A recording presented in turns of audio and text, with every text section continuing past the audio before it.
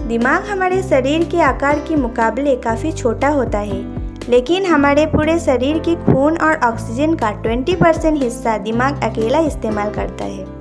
Hey everyone, welcome to my channel. आज हम बात करेंगे ब्रेन और रिसर्च की। जॉन जे मेडिना एक डेवलपमेंट मॉलिक्यूलर बायोलॉजिस्ट है, जिनका मेन रिसर्च एरिया है isolation and characterization of genes involved in human brain development. John Medina ने अपना maximum professional career mental health को समझने में लगाया है और इसके बाद ही उन्होंने ब्रेन के बारे में 12 रूल्स लिखे अपनी बुक्स ब्रेन रूल्स में। और आज हम इसी बुक से 5 रूल्स सीखेंगे और ऐसे मेथड सीखेंगे जिनसे ब्रेन की परफॉर्मेंस 50% तक इंक्रीज की जा सकती है। तो सबसे पहला ब्रेन रूल्स आता है exercise boost brain power. Author 2 लोगों से मिले, जैम एंड फ्रैंक। इन दोनों की एज मिड 80s में थी। जैम व्हीलचेयर में अपना टाइम गुजरते थे, बिना बात के रोने लगते थे, दीवारों को घूरते रहते थे, बहुत कुछ भूल जाते। इन शॉर्ट मौत ने कहा इंतज़ार कर रहे थे। लेकिन फ्रैंक इसके बिल्कुल अपोजिट थे। वो 80s होने के बावजूद 80s के नहीं लगते थे। वो बहुत एक्टिव थे और अपनी लाइफ एंजॉय कर रहे थे। अब ऑब्वियसली फ्रैंक एक्सरसाइज करते थे, लेकिन रिसर्चर्स ने ये जानना चाहते थे कि क्या एक्चुअल में एक्सरसाइज करने से इनकी मेमोरी भी बेटर थी और कम बीमारियां थी, या फिर कोई और रीज़न था। सवाल ये था कि क्या ये सिर्फ एक ह्यूमन ऑब्जर्वेशन थी जहाँ गलतियाँ हो सकती है, या एक्सपेरिमेंट से इसे प्रूव किया जा सकता है। इसीलिए रिसर्चर्स ने एक्सपेरिमेंट करना स्टार्ट की और हर एक्सपेरिमेंट में ये निकला कि जो लोग एक्सरसाइज करते हैं वो मेमोरी में और स्पेशल थिंकिंग में काफ़ी बेटर परफॉर्म करते हैं उन लोगों से जो सिर्फ बैठे रहते हैं और कोई एक्सरसाइज नहीं करते हैं। जॉन बोलते हैं ये इसीलिए है कि हमारा ब्रेन बनाया गया था एक ऐसी बॉडी के साथ जो 1000 साल पहले 12 माइल्स पर डे चलती थी, और इसीलिए हमारा ब्रेन ज़्यादा बेटर परफॉर्म करते हैं जब हम एरोबिक एक्सरसाइज करते हैं, यानी जिसमें हमारा हार्ट बीट इंक्रीज होते हैं। ये इसीलिए होता है क्योंकि एक्सरसाइज से ब्रेन में ब्लड पहुंचता है।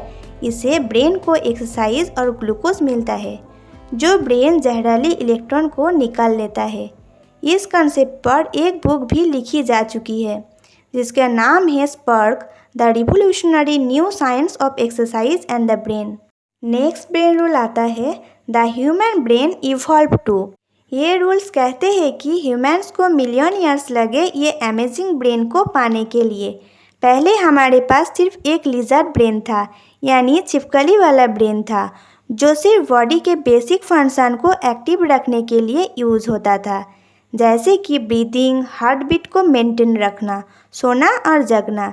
ये कोई कॉम्प्लेक्स काम नहीं कर सकता था। लेकिन फिर इसमें कुछ ऐड हुआ, एमिगडाला, और इसमें एक कैट ब्रेन मिला, जिसकी वजह से हम एक नया चीज़ से कैपेबल हो गए। जैसे कि हम शिकार को देख के मार सकते थे, शिकारी को देख के भाग सकते थे और ब्रीड कर सकते थे।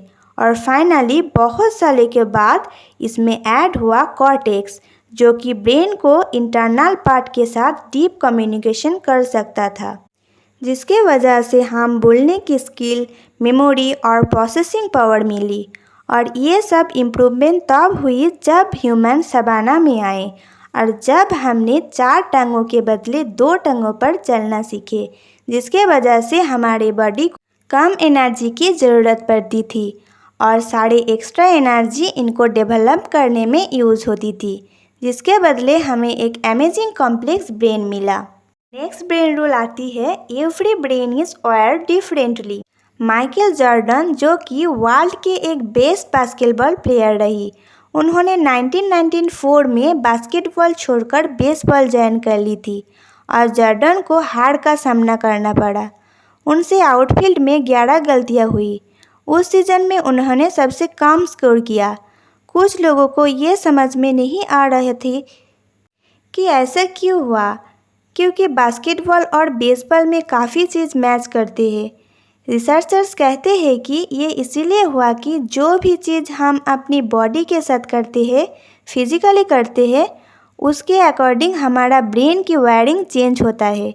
इसीलिए अगर दो लोगों के साथ एग्जैक्टली सेम इंसिडेंट हो रही है, तब भी उनकी ब्रेन सेम जगह पर सेम तरीके के साथ इंफॉर्मेशन स्टोर नहीं करते। नेक्स्ट रूल आती है, we don't pay attention to boring things. बहुत ही अमेजिंग रिसर्च में रिसर्चर को ये पता चला कि एट ए टाइम सिर्फ और सिर्फ हम एक ही चीज़ पर फोकस कर सकते हैं, यानी मल्टीटास्किंग के लिए हम बने ही नहीं हैं। जिसका मतलब यह है कि अगर हमारी सेंसर्स किसी चीज़ को देख भी रही है तो विद इन फ्यू सेकेंड उनमें से कुछ चीज़ों को डिलीट कर देते हैं ताकि हमारा ब्रेन एक ही चीज़ पर फोकस कर सके। रिसर्चर्स कहते हैं कि अगर हम किसी भी चीज़ पर अटेंशन बढ़ाना चाहते हैं तो हम इमोशनली अराउज होना चाहिए। जैसे कि हमें टीवी पर दिखाई देनी एडवर्टाइजमेंट इमोशनली अराउज होती है ताकि हमें वो याद रहे। नेक्स्ट ब्रेन रूल आती है, रिपीट टू रिमेंबर। अगर आपको मेमोरी की प्रॉब्लम है तो इस ब्रेन रूल को सुनो।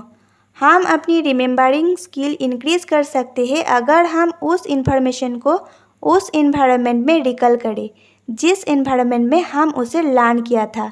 यानी हमें एग्ज़ाम हॉल में एग्ज़ाम देना है तो हमें कोशिश करनी चाहिए कि जब भी हम पढ़ाई करें हमारा रूम एग्ज़ाम रूम की तरह दिखे ताकि हम इंफॉर्मेशन को रिकॉल कर सकें।